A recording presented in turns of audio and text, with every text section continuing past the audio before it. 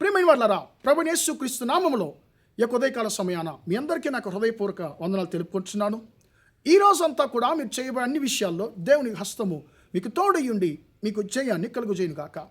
పాత నిబంధనలో ప్రభువైన యేసుక్రీస్తు వారి యొక్క శిలువ మరణం అనేటువంటి అంశం మీద మనము గత కొన్ని రోజులుగా యేసుక్రీస్తు వారి యొక్క శిలువ మరణాన్ని గురించి ధ్యానిస్తూ వస్తున్నామండి. ఈరోజు గాబ్రియేలు దూత ప్రభువైన యేసుక్రీస్తు యొక్క శిలువ మరణం అనేటువంటి అంశం మీద మనం దేవుని యొక్క వాక్యాన్ని ధ్యానించుకోబోతున్నాం. ఇదేంటండి గాబ్రియేలు దూత, విచిత్రంగా ఉంది. గాబ్రియేలు దూత గురించి మామూలుగా మనము యేసయ్య పుట్టుకప్పుడే కదా మనం ధ్యానించుకుంటామండి.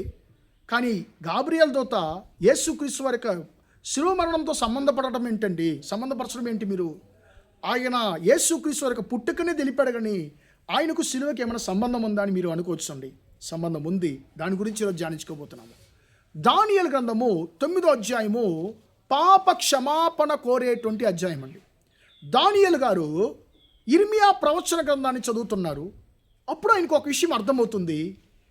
మహామహిమతో నింపబడి ఉన్నటువంటి ఇశ్రాయేలు దేశము, ఈ లోకాన్నంతా కూడా ఆశ్చర్యపరిచిన ఇశ్రాయేల్ దేశము ఎందుకు ఈరోజు దేవుని ద్వారా చెయ్యి విడవబడి ఇతర దేశాల్లో నా పితరులు అంటే నా సహోదరులు ఎందుకు చెదరగొట్టబడాలి అనేటువంటి ప్రశ్నకు ఆయనకి ఆ ఇర్మియా గ్రంథంలో సమాధానం దొరికింది.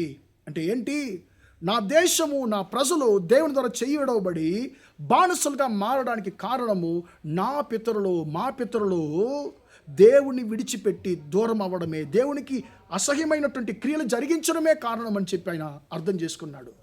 అప్పుడు తన కొరకు, తన ప్రజల కొరకు తన పాపానంతా కూడా దేవుని దగ్గర ఒప్పుకొని మా పాపని క్షమించయ్యా అని చెప్పి పాప క్షమాపణ కొరకు ఆయన ప్రార్థిస్తున్నాడండి. అలాగున్నప్పుడు ప్రియమైన దేవుని బిడ్డలారా, ఆ సాయంకాల బలి ఆ సమయంలో పగటి వేళ 3 గంటలకు ఆ గాబ్రియేలు దూత వచ్చి దానియేలుతో మాట్లాడుతున్నాడు. ఆ యొక్క సాయంకాల బలి అర్పించేటువంటి సమయం అంటే అది ఏంటి? ఆ సమయమే ఆదాము అవ్వలు దేవునితో ఏదైనా వనంలో నడిచినటువంటి సమయము. ఆ సమయమే ఏలియా ప్రవక్త ఆకాశం నుండి అగ్నిని దింపి యెహోవా జీవము గల దేవుడు అని చెప్పి రుజువు చేసినటువంటి సమయము. ఆ సమయము ప్రియమైన దేవుని బిడ్డలారా, యూదులకు ప్రార్థనా సమయం.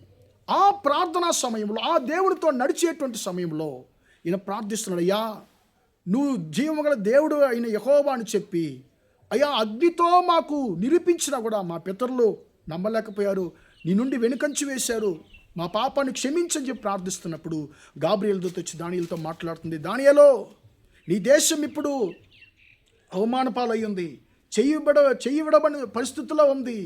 నీ దేశస్తులందరూ చెదరగొట్టబడిన ఇతర దేశాలకి, కానీ మిమ్మల్ని మళ్ళీ మహిమపరచడానికి, ఆశీర్వదించడానికి, నీ దేశాన్ని మళ్ళీ లేవనెత్తడానికి అభిషక్తుడైనటువంటి మెస్సయ్య, అభిషక్తుడు నాశనము చేయబడతాడు అనేటువంటి వచనాన్ని దానియేలు గ్రంథం 9:26లో గాబ్రియేలు దూత దానియేలుతో చెప్తున్నాడు. అభిషక్తుడు నాశనము చేయబడను. ఇక్కడ తెలుగు బైబిల్లో అభిషక్తుడు అని ఉందండి, కానీ తమిళ బైబిల్, ఇంగ్లీష్ బైబిల్లో మెస్సయ్య అని ఉందండి. మెస్సయ్య అంటే ఎవరు? ప్రభువైన క్రీస్తువారు. ప్రభువైన క్రీస్తువారు అప్పుడు దానియేలు కాలంలో ఉన్నారంటే లేరు, కానీ క్రీస్తువారు ఈ లోకానికి అభిషక్తుడు పుట్టబోతున్నాడు. ఆ పుట్టిన అభిషక్తుడు నాశనం చేయబడబోతున్నాడు. ఎందుకంటే నీ దేశాన్ని లేవనెత్తడానికి, మీ ప్రజలను ఆయన లేవనెత్తడానికి, పరిస్థితులు మార్చడానికి ఆయన లేవనెత్తబడబోతున్నాడు. ఆయన నాశనం చేయబడబోతున్నాడు. మీ పాపాలు క్షమించడానికి, మీ పాపానికి పరిష్కారం కలుగజేయడానికి ఆయన నాశనం ఆయన నాశనం చేయబడబోతున్నాడు, ఆయన చంపబడబోతున్నాడు, మరణించబోతున్నాడు అనేటువంటి వర్తమానాన్ని గాబ్రియేలు దూత దానియేలుకు తెలుపుతుంది. ప్రియమైన దేవుని బిడ్డలారా, యేసుక్రీస్తు వారు ఎందుకు శిలువలో మరణించారంటే మనను లేవనెత్తడానికి, నిన్ను లేవనెత్తడానికి, నీ కుటుంబాన్ని లేవనెత్తడానికి, నీ పాపాలు క్షమించి, శాపాలు క్షమించి, నిన్ను విడిపించి, శాపం నుండి విడిపించి నిన్ను, నీ కుటుంబాన్ని మహిమపరచడానికి, ఆశీర్వదించడానికి యేసయ్య నీ కొరకు ఆయన కల్వరి శిలువలో ఆయన మరణించాడు. కాబట్టి నీ కొరకు, నా కొరకు, మన దీవెన కొరకు మరణించినటువంటి యేసయ్యకు మన జీవితాన్ని సమర్పించుకుందామా? ప్రార్థన చేద్దాం. ప్రేమగల మా తండ్రి, దయగల దేవ, ఎంతవరకు మాటలు విన్న తండ్రి, నిబిడలకొక్కరిని దీవించండి, ఆశీర్వదించండి అయ్యా. తండ్రి, మా కొరకు మరణించినటువంటి యేసయ్య మా జీవితాలు నీ చేతికి అప్పగిస్తున్నాను అయ్యా. మా పాపముల కొరకు తండ్రి, మా పాప పరిష్కారం కొరకు తండ్రి మరణించిన దేవుడవు, మమ్మల్ని లేవనెత్తడానికి తండ్రి మరణించిన దేవుడవు తండ్రి. అయ్యా నీకు స్తోత్రం తండ్రి. మీ రక్తముతో మా పాపాలు కడగండి, మా ఒక్కొక్కరు దీవించండి. యేసయ్య నామములో ప్రార్థించి అడిగి వేడుకుంటున్నాను తండ్రి. ఆమేన్. ఆమేన్. ప్రియమైన వర్లారా, దేవుడు మిమ్మల్ని దీవించి ఆశీర్వదించును గాక. Praise the lord. Praise the lord.